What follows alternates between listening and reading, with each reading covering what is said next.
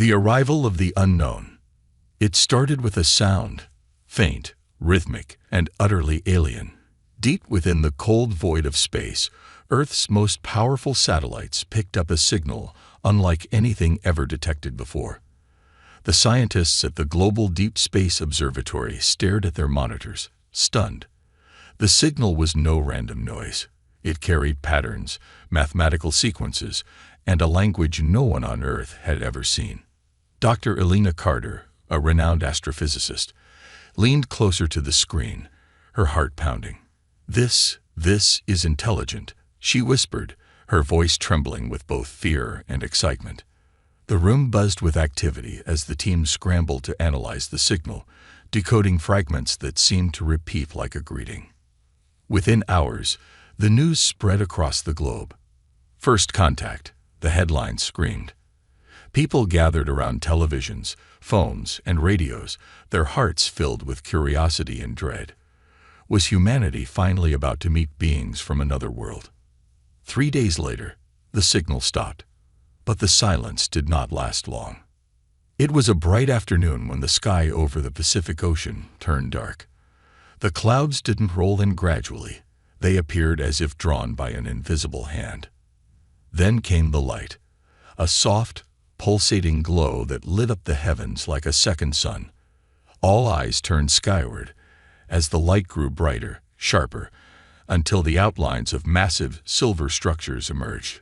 "They're here," someone whispered, and the words echoed in millions of homes across the planet. The ships were enormous, larger than anything humanity had ever imagined. They floated silently, their sleek surfaces reflecting the sunlight like mirrors.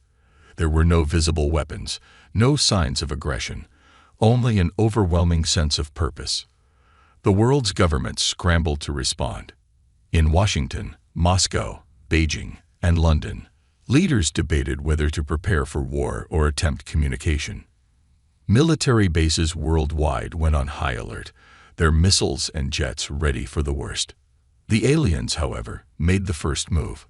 In a coordinated broadcast that interrupted every screen on Earth, a figure appeared. It was humanoid but distinctly otherworldly, tall with skin that shimmered like liquid silver and eyes that glowed faintly blue. Its voice, calm and melodic, spoke directly into the minds of every human being. "We are the envoys of harmony," it said. "We come in peace, bearing the gift of enlightenment and unity. We mean no harm." The message was simple yet profound. The envoys explained that they had been observing humanity for centuries, waiting for the right moment to make contact. They claimed their mission was to guide civilizations away from destruction, to show them the path of peace and progress. But not everyone was convinced. In a secure military bunker beneath Washington, General Marcus Steele slammed his fist on the table. "It's a trick," he growled. "No species comes all this way just to hand out free gifts. They want something, and I'll be damned if we let them take it." Across the table, Dr. Carter stood her ground. "We can't assume hostility, General. They've made no aggressive moves. What if this is humanity's chance to rise above our petty conflicts?" Steele sneered. "And what if it's a trap? You're willing to gamble the fate of the human race on blind trust?" The debate raged on, mirroring the arguments taking place in living rooms and cafes worldwide.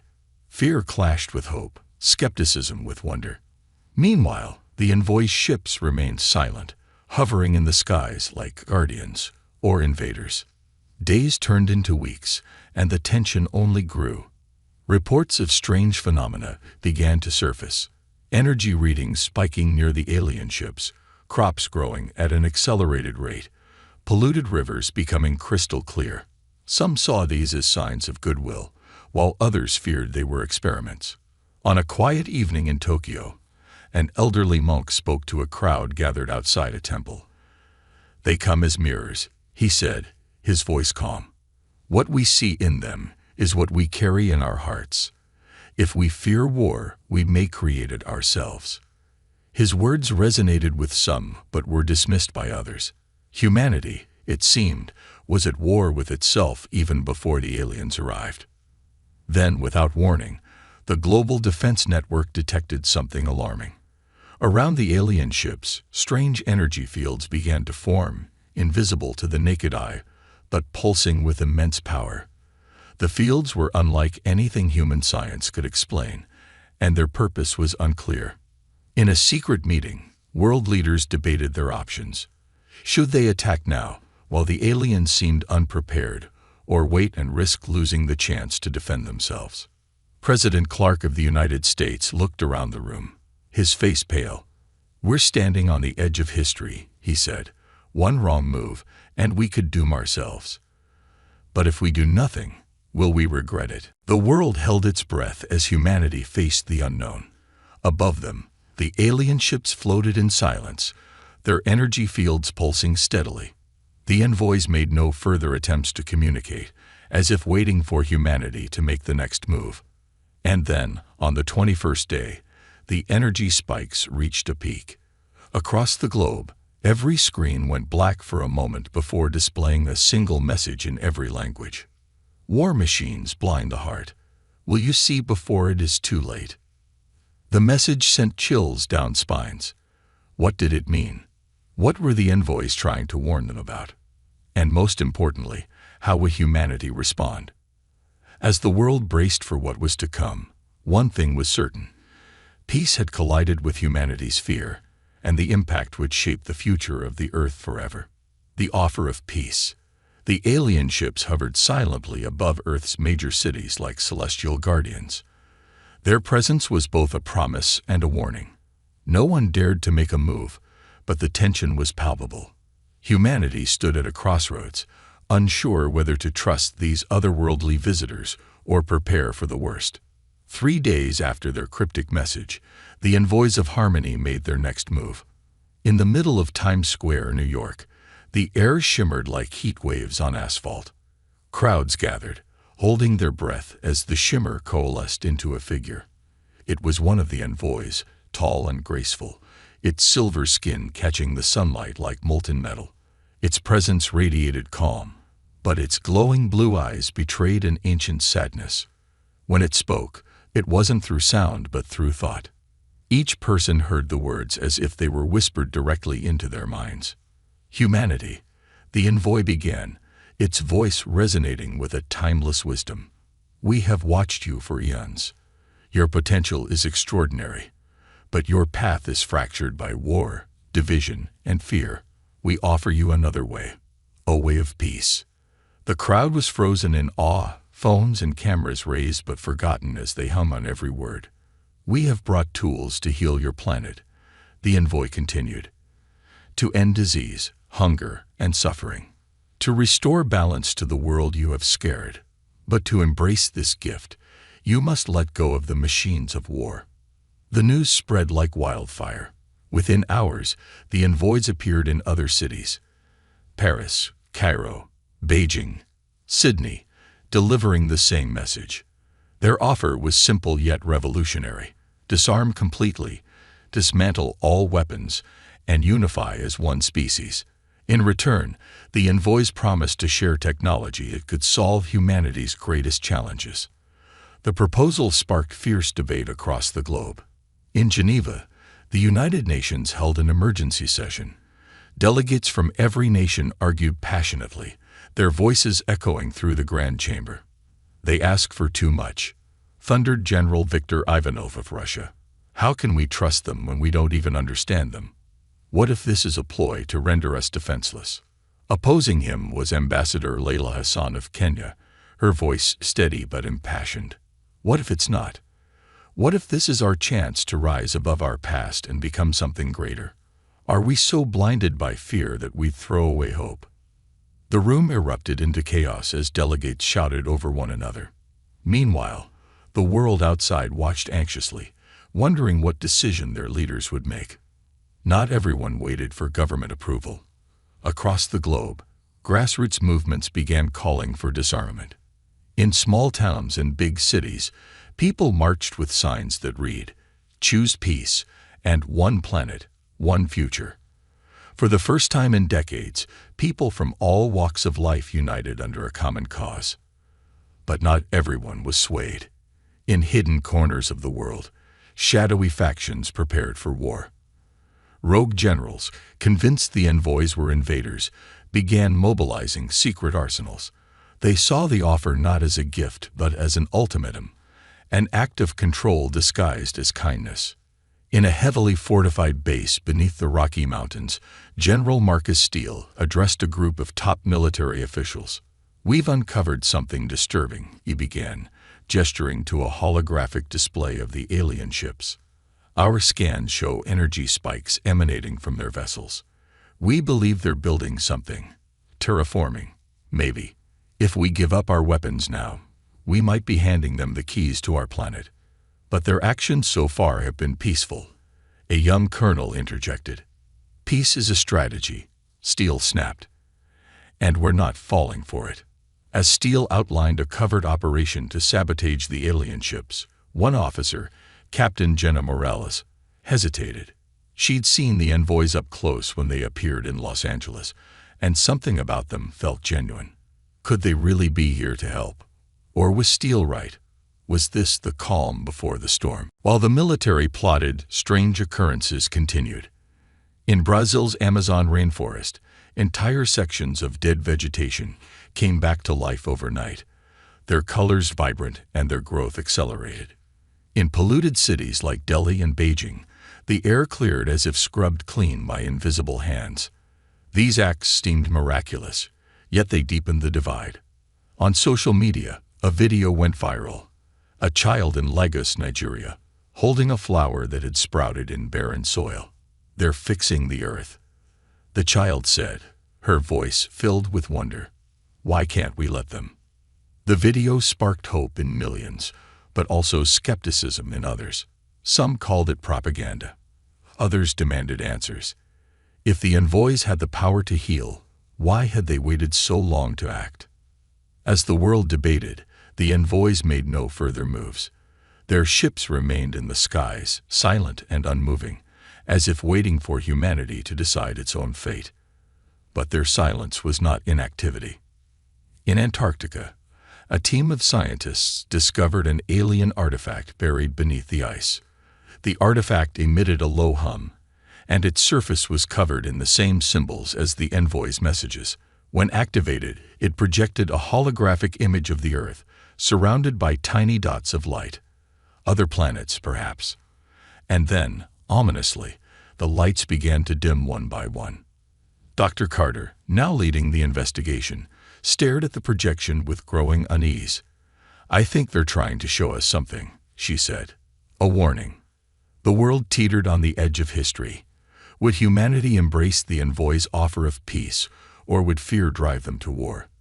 The choice was clear, but the path was not.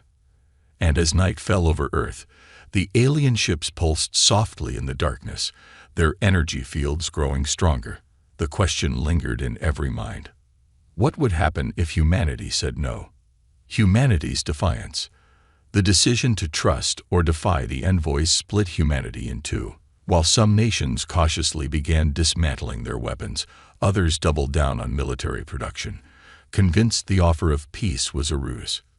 The tension in the air was electric, and as the days stretched into weeks, the envoy's silence became unbearable.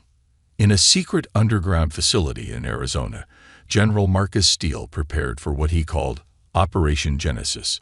Before him, a holographic map displayed the positions of the alien ships. His team of scientists and military experts worked tirelessly, developing experimental weapons designed to exploit the few weaknesses they'd identified in the envoys' energy fields.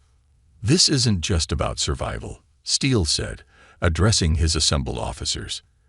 "It's about freedom. If we let them dictate the terms, humanity becomes a slave to their peace." Nearby, Captain Jenna Morales, now part of Steele's inner circle, listened in silence. She had her doubts about the mission, but her loyalty to her comrades kept her from speaking out. Still, the images of the envoys' peaceful gestures haunted her. Were they really invaders, or was Steele's paranoia blinding him to the truth? In the public sphere, protests erupted as the First Nations began to disarm. In Paris, a group of civilians chained themselves to a weapons stockpile, chanting, "No peace without proof." In contrast, in Cape Town, thousands celebrated as the government announced plans to dismantle its nuclear arsenal. The global divide grew wider with each passing day. Political alliances fractured, and rumors of secret coalitions against the envoys spread like wildfire. The world was no longer just on the brink of alien confrontation. It was teetering on the edge of civil war.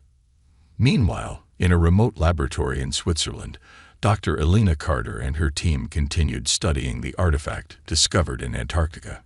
The holographic projection of dimming lights had become more complex, showing unfamiliar star systems and symbols. One pattern repeated frequently: a triangle encircled by 3 glowing dots.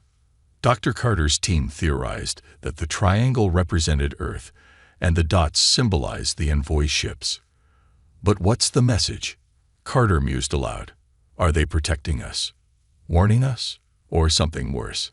Their breakthrough came when a young linguist on her team, Ravi Patel, discovered an alarming correlation between the artifact's symbols and ancient Earth languages. This one, Ravi said, pointing to a jagged symbol, is almost identical to a glyph found in Mesopotamian ruins. It translates roughly to extinction. A chill ran through the room. If the envoys were warning humanity, what were they warning them about? And why had those symbols existed on Earth long before the aliens arrived? The turning point came when Steele's operation moved into action. His team launched a small, unmanned drone outfitted with a prototype weapon designed to disable one of the alien ships. The drone flew undetected, bypassing the alien energy fields through sheer technological ingenuity. As it reached the ship's surface, it released its payload, a pulse that disrupted the alien ship's energy field for a fraction of a second. The result was immediate and catastrophic. The alien ship didn't explode. It shimmered violently before vanishing in an instant, leaving behind only a faint outline in the sky. For a moment, the world seemed to stand still. In Times Square, where one of the alien ships had hovered, people gasped as the massive vessel disappeared. The envoy standing beneath it, who had remained a silent figure of peace, collapsed to its knees. Its glowing blue eyes dimmed, and its silver skin dulled to a lifeless gray. The retaliation was swift but unexpected. The remaining alien ships released a low-frequency pulse that echoed across the planet. It wasn't an attack, it was a signal. Instantly, humanity's satellites, communication systems, and power grids flickered, many going offline completely. But it wasn't just technology that reacted. Across the world, human-built weapons, from tanks to handguns, began to malfunction. In military bases, bombs deactivated as if by an unseen hand. For all of Steele's efforts, humanity's greatest arsenal was rendered useless in minutes. In the midst of the chaos, the envoys spoke again. "You have broken trust," their message declared, this time projected not only to minds, but into the very air itself, vibrating through every city and village. "We did not come to destroy, but we will not allow harm to the harmony we have cultivated across countless worlds. Your defiance brings consequences." In the Oval Office, President Clark faced a grim decision. With most of the military crippled, the United States was effectively defenseless. Advisors argued heatedly around him. "We have to surrender," one shouted. "We can't fight them now." "No," another countered. "We can negotiate. Show them we're not all hostile." Clark held up a hand, silencing the room. His decision came swiftly. "Send out a global broadcast," he said. "We need to speak to the people and the envoys." As the president's message went live, humanity held its collective breath. Clark stood before a camera, his face lined with exhaustion and determination. "To the people of Earth, and to the envoys," he began, "we stand at a pivotal moment in history, a moment where fear threatens to overshadow hope. But I believe we are better than our mistakes." He paused, choosing his next words carefully. "To the envoys, I ask for understanding. Humanity is flawed, yes, but we are also capable of greatness. Let us find a way forward together, not through force, but through trust. The envoys did not respond immediately. Their ships remained in the skies, silent and imposing, as if weighing humanity's plea. But as night fell across the globe, a new message appeared in the skies, projected in shimmering light. Trust cannot be given, it must be earned. Prepare for what comes next. As the world stared up at the message, uncertainty gripped every heart. What did the envoys mean? What would they do now? And most importantly, what had humanity unleashed by defying them? The uneasy calm before the storm had ended. Humanity's greatest test was about to begin. The first clash. The world held its breath as the envoy's ominous message lingered in the skies. Prepare for what comes next. The words glowed faintly, burning into the night like a warning from the heavens. Across cities and countrysides, humanity waited, unsure whether salvation or destruction would follow. The next morning, the skies changed. Above every major city on Earth, the alien ships began to pulse with energy, their silvery surfaces rippling like water disturbed by an unseen current. At first, the effect was mesmerizing, but soon it became terrifying. A soft, harmonic hum vibrated through the air, causing glass to shatter, electronics to flicker, and humans to feel an inexplicable pressure in their chests. Then, the skies cracked.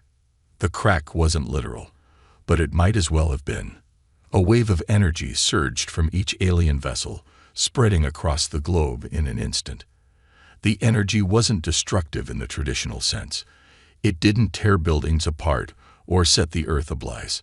Instead, it targeted humanity's most cherished tools of conflict: weapons. In a secure base deep beneath the Nevada desert, General Steele stood speechless as his team's arsenal, the pride of Earth's military might, was rendered inert. Missiles disarmed themselves mid-flight, their trajectories frozen like toy models in a child's hands. Tanks ground to a halt, their circuits fried. Even firearms malfunctioned, their triggers locking and ammunition disintegrating into dust. Across the world, militaries watched in disbelief as centuries of technology became useless relics in an instant. "It's not possible," Steele whispered, his voice trembling with equal parts rage and fear. "They've taken everything from us." But it wasn't everything. In the midst of the chaos, humanity's greatest strength, its ingenuity, began to shine. Engineers, scientists, and hackers from every corner of the globe scrambled to understand the envoy's energy pulse. Dr. Elena Carter's team, working alongside the brightest minds, identified the pulse as a sophisticated form of electromagnetic manipulation. The envoys hadn't destroyed humanity's weapons. They'd simply reprogrammed them. This revelation sparked hope in some and desperation in others. Steele and his shadowy coalition believed they could outsmart the aliens by creating analog weapons immune to electromagnetic interference. His team began to work in secrecy, crafting crude but effective tools of war: chemical explosives, projectile-based artillery, and even sharpened blades. "Let's see them disarm these," Steele muttered as he inspected a prototype mortar shell. Meanwhile, the envoy's next move shocked the world. In select cities, Tokyo, Rio de Janeiro, Berlin, they deployed structures unlike anything Earth had seen before. These towering constructs, made of a translucent material that shimmered with an inner light, descended gently from the alien ships and embedded themselves into the ground. They emitted a low hum, and within hours, vegetation began to bloom around them. Trees sprouted in urban landscapes, rivers turned pristine, and the air grew fresher. The media dubbed them harmonic towers, and they quickly became the center of attention. While some celebrated the apparent healing of Earth, others saw it as an act of control. Steele's intelligence team intercepted a critical transmission from one of the towers, confirming their worst fears. The towers were terraforming devices. The envoys weren't just healing Earth, they were reshaping it to their own specifications. In the ruins of a New York City military base, Captain Jenna Morales stood among her disarmed soldiers, staring at one of the towers in the distance. She had heard Steele's warnings, but the sight before her confused her deeply. The once polluted Hudson River now sparkled with crystal-clear water, and children who had grown up with asthma were breathing freely for the first time.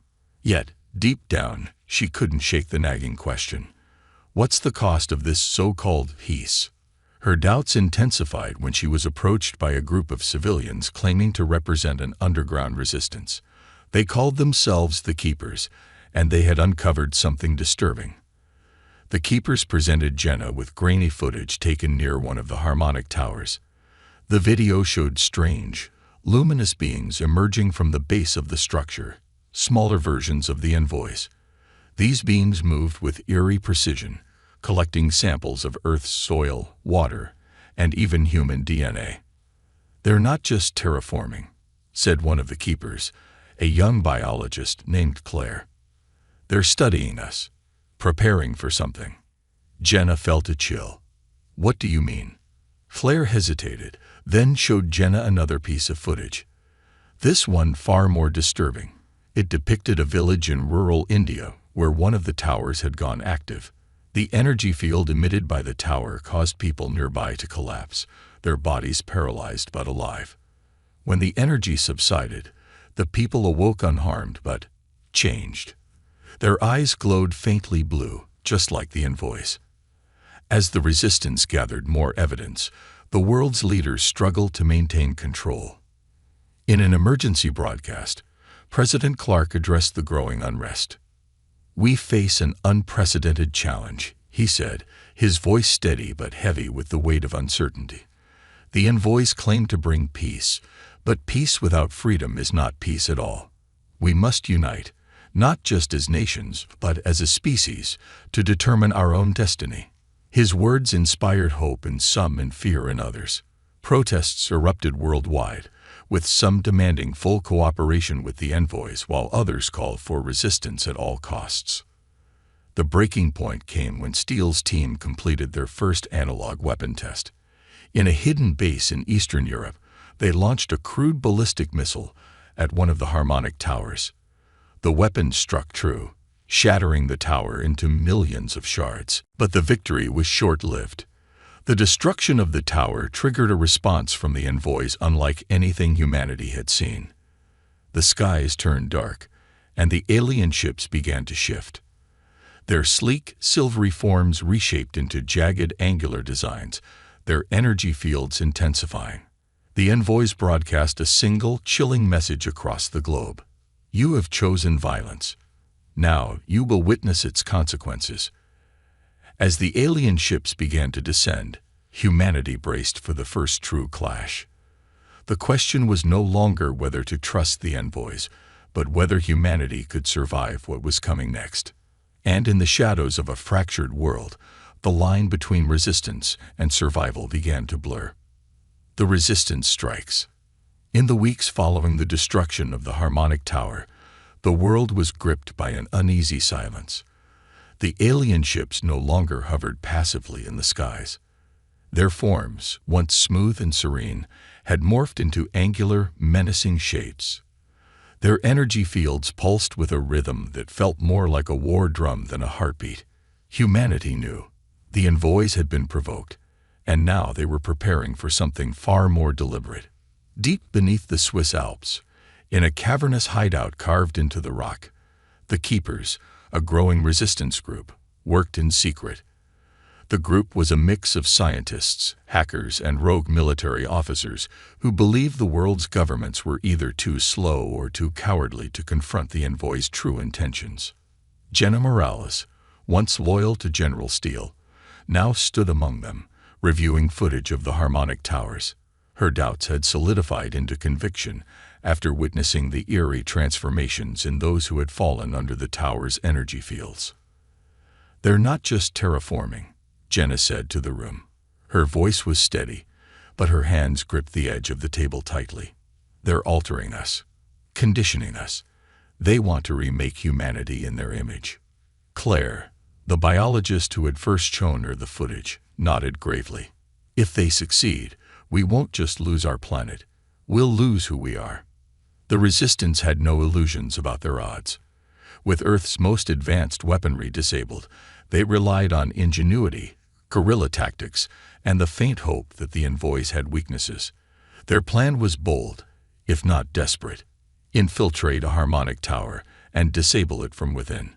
They hoped to uncover the envoys' true purpose and find a way to turn their own technology against them. The mission team was small: Jenna, Claire, Ravipodle, the linguist who had been studying the alien symbols, and a hardened ex-commando named Derek Voss, who carried the makeshift explosives they'd cobbled together in the hideout. The team's target was a tower in the heart of the Amazon rainforest. Unlike the ones in urban areas, this tower was surrounded by dense foliage and had been left relatively unguarded. The group arrived under the cover of night, navigating through the jungle with infrared goggles and handheld EMP disruptors to counter the tower's energy field. As they drew closer, the air grew heavy, charged with a static hum that seemed to vibrate in their bones.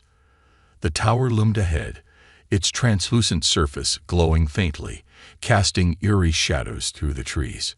"Stay focused," Jenna whispered, her voice barely audible over the hum. "We get in, plant the charges, and extract. No heroics." But as they approached the base of the tower, Ravi noticed something strange. "Wait," he said, pointing to the shimmering surface. "These symbols, they're changing." The others paused to look. The alien glyphs etched into the tower's base were indeed shifting, rearranging themselves in real time. Ravi's face went pale. "It's responding to us. It knows we're here." Inside the tower, the team was greeted by an otherworldly sight. The walls glowed with liquid light, and the air was thick with a scent they couldn't describe, something like ozone mixed with flowers. Strange, luminescent vines twisted through the structure, pulsating in rhythm with the tower's hum. "This isn't just a machine," Claire murmured, awestruck. "It's alive." Jenna shook her head. "It doesn't matter what it is. We're taking it down." As they moved deeper, they discovered what could only be described as a control chamber. At its center was a pulsing orb of light, suspended in midair, radiating waves of energy that made their skin tingle. Ravi began scanning the glyphs that surrounded the orb, his fingers trembling. "This is incredible," he whispered. "The symbols, they're not just language.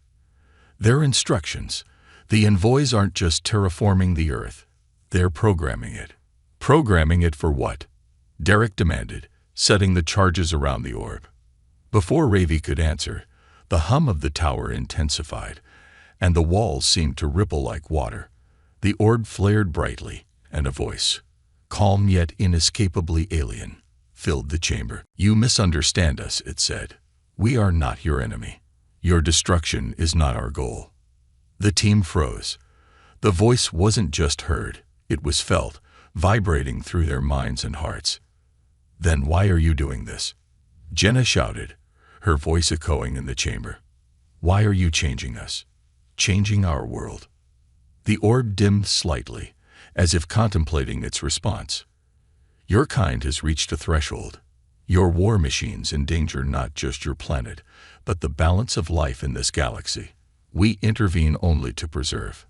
Claire stepped forward, her fear giving way to defiance. "Preserve? By erasing who we are. By taking away our choice." The orb pulsed again. "Choice must be guided. Unchecked, it leads to chaos. You have seen this in your history." Jenna's jaw tightened. "We've made mistakes, yes. But those mistakes are ours to make. Humanity doesn't need saviors. It needs the chance to grow." The voice was silent for a long moment. Then, with a sudden flare, the orb spoke again. "If you choose defiance, you must face the consequences. Proceed, if that is your will." The team hesitated, the weight of the moment pressing down on them. Ravi looked at Jenna, his expression torn. "If we destroy this, we might be dooming ourselves. And if we don't," Jenna countered, "we're letting them decide who we become." Derek's voice cut through the tension. "Clock's ticking. Morales, what's it gonna be?" Jenna took a deep breath, her resolve hardening. "We fight." With that, Derek activated the charges, and the team bolted for the exit. Behind them, the orb began to crackle and surge, its light flickering wildly. As they emerged into the jungle, the tower erupted in a blinding flash of energy, sending shockwaves through the forest. But the victory was short-lived. As the team regrouped, the skies above them darkened.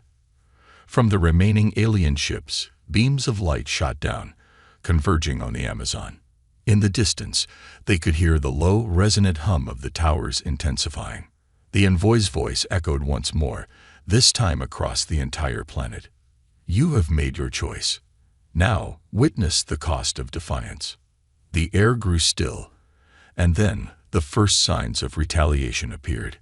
Humanity's resistance had struck a blow, but it had also awakened the full force of the envoy's power.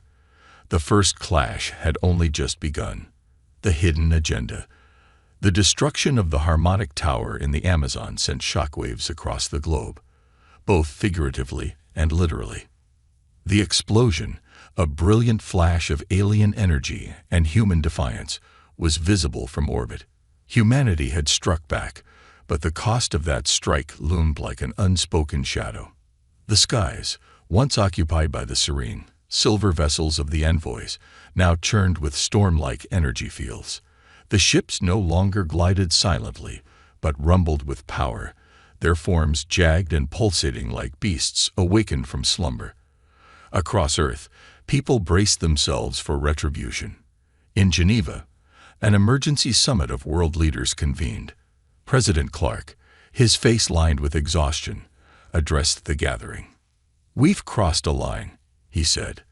"The envoys offered us peace, but we responded with violence. Now we're facing consequences we can't fully comprehend." Ambassador Layla Hassan, one of the few voices advocating for negotiation, leaned forward. "We must talk to them. Even now, there might be a chance to de-escalate." But General Marcus Steele, patched in via a secure channel, cut in sharply. "Talk to them. After they've rendered our weapons useless and turned our skies into their battleground. We need to fight back, harder and smarter." The room erupted in argument, reflecting the divide across humanity.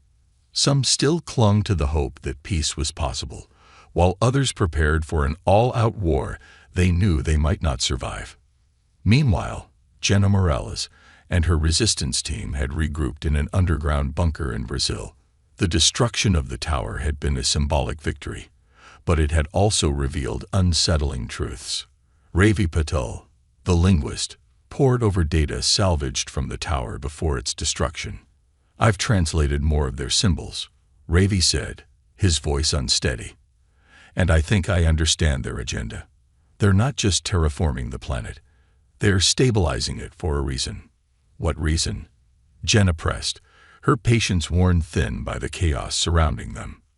Ravi hesitated, then displayed a holographic map of the galaxy. "Earth. Earth is on the edge of a region of space they call the Void Corridor. It's a volatile zone, one that draws in ancient, destructive forces. The envoys. They're not just here to reshape us. They're trying to make Earth a defensive outpost. They're fortifying it." "Against what?" Claire asked, her voice barely above a whisper. Ravi zoomed in on a section of the map, where a black void seemed to devour the stars around it. "Against them." The revelation hit the team like a thunderclap. The envoys weren't Earth's saviors or conquerors. They were its custodians, preparing it for an impending galactic threat. The Void Corridor, Ravi explained, was an interstellar anomaly that had destroyed entire civilizations in the past. The envoys believed Earth's war-driven society was ill-equipped to face what was coming. "But why not just tell us this?" Jenna asked, pacing the room. "Why cloak everything in mystery? Why take away our weapons instead of working with us?" Claire, ever the pragmatist, frowned. "Because they don't trust us. They see us as children playing with fire. And honestly, can you blame them?" Jenna stopped pacing. "So what do we do? Let them take over. Let them decide our future." "No," Ravi said firmly. "But maybe there's a middle ground." If we can prove we're capable of standing with them, not against them, maybe we have a chance. Elsewhere, humanity's darker instincts were still at play. In a remote bunker in Siberia, Steele's rogue coalition had discovered a critical vulnerability in the envoy ships. The pulse that had deactivated Earth's weapons had left their own energy fields momentarily unstable. Steele's scientists worked day and night to develop a weapon that could exploit this weakness. They called it Project Tempest, a concentrated energy bomb designed to overload the alien ship systems. Steele believed it was humanity's last hope of survival. As the Resistance debated their next move, the envoys made theirs. Across the globe, the harmonic towers began emitting a new frequency. This time, the energy wasn't healing, it was suppressive. Entire regions fell silent as communication networks, power grids, and even basic electronics failed. And then came the awakenings. People who had been exposed to the tower's energy fields began to change. Their eyes glowed faintly blue, and they spoke in unison, echoing the envoy's message. You resist what you cannot comprehend. The void approaches, and your defiance weakens our chances of survival. Unite with us, or perish alone. The awakened became both a source of fear and hope. Some believed they were brainwashed, their free will stolen. Others saw them as proof that the envoy's intentions were genuine. Either way, the divide among humanity deepened. In one last desperate act, Jenna and her team decided to infiltrate an alien ship. If they could access its core, they might find a way to communicate directly with the envoys, or uncover more of their secrets. Using stolen envoy tech, the team managed to board one of the smaller vessels. Inside, they found themselves in a labyrinth of glowing corridors, where walls pulsed with an organic light, and strange, fluid-like symbols flowed across surfaces. At the ship's core, they discovered something unexpected. A chamber filled with thousands of stasis pods, each containing a humanoid figure. They're preserving them, Claire said, her voice trembling. From other planets, other species. This isn't just about Earth. It's about something bigger.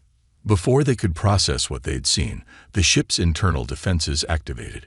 A voice, calm yet commanding, echoed through the chamber. You have seen too much. Leave now, or face the consequences.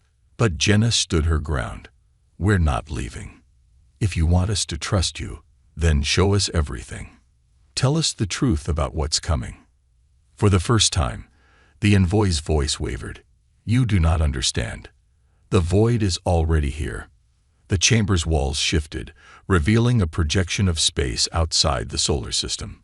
A black, swirling mass moved toward Earth, devouring stars as it came. The truth was undeniable. Humanity wasn't just fighting for its autonomy. It was fighting for its survival against an ancient, unstoppable force. The envoys weren't Earth's masters or its saviors. They were its last line of defense. And now, humanity had to decide whether to stand with them or face the darkness alone. Humanity's choice. The projection in the alien ship's core chamber sent chills through Jenna Morales and her team. The void, a swirling black mass of entropy and destruction, moved inexorably toward Earth, devouring everything in its path.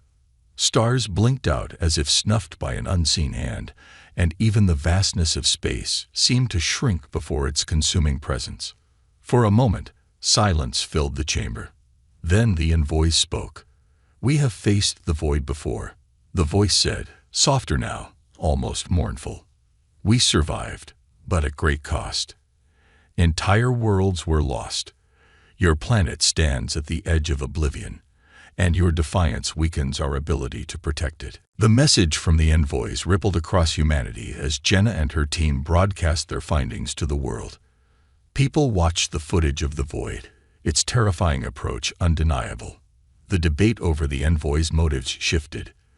This wasn't just about alien interference or sovereignty anymore. It was about survival. In Washington, President Clark addressed the world in a historic speech. He stood in front of a holographic projection of Earth, encircled by the looming threat of the void. Today, we stand at the precipice of destruction, he began, his voice resolute. "For months, we have questioned the envoy's intentions. We've feared their power, doubted their words, and resisted their actions. But now we face a truth that cannot be ignored. The void is real, and it's coming for all of us." He paused, letting the gravity of his words settle. "We must make a choice. Do we stand alone, clinging to mistrust and fear? Or do we rise above our divisions, uniting with the envoys to face a threat far greater than ourselves?" While some leaders and nations rallied behind the call for unity, others balked. General Steele, now the figurehead of the resistance, broadcast his own message from his Siberian bunker.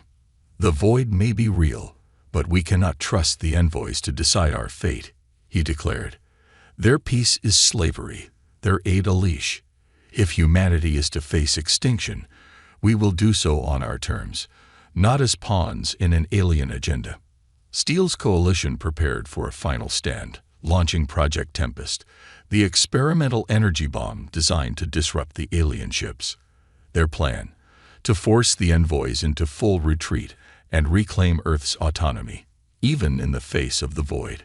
Jenna and her team, now fractured by the revelation, faced their own choice. Claire argued for cooperation with the envoys, believing their intentions were genuine. Ravi hesitated, torn between his fear of the void and his mistrust of the aliens. Derek, ever the pragmatist, leaned toward Steele's plan, convinced that humanity needed to retain its independence at all costs. Jenna, however, saw a third path. "We don't have to choose between submission and defiance," she said, her voice steady but urgent. "The envoys think we're reckless, but we've shown them something they didn't expect: ingenuity, resilience, and the will to fight for our future. We can stand with them, but on our terms." Jenna's plan was bold, and it required a dangerous gamble. Using stolen envoy technology, her team would hijack one of the alien ships and reprogram its systems to amplify humanity's ingenuity.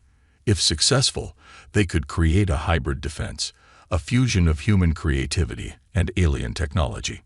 The mission began under the cover of darkness, with the team infiltrating an envoy ship above Johannesburg. The ship's organic corridors pulsed with alien energy as the team navigated its maze-like interior.